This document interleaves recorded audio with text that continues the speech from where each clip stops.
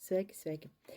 Šovakar es gribu jums pastāstīt par jauno produktu, par piena sēni, kas izskatās šāda.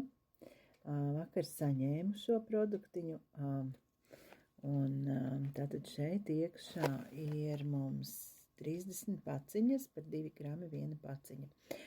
Jā, šī sēnīte ir ļoti interesanta. Es jums pastāstīšu mazliet tā kā pašpikošu no raksta, jo īsti vēl no galvas nezinu par par sastāviņu.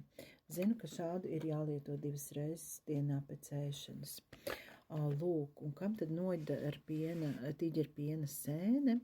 Tā tiek izmantota vairāk nekā 15 medicīnisku slimību ārstēšanā.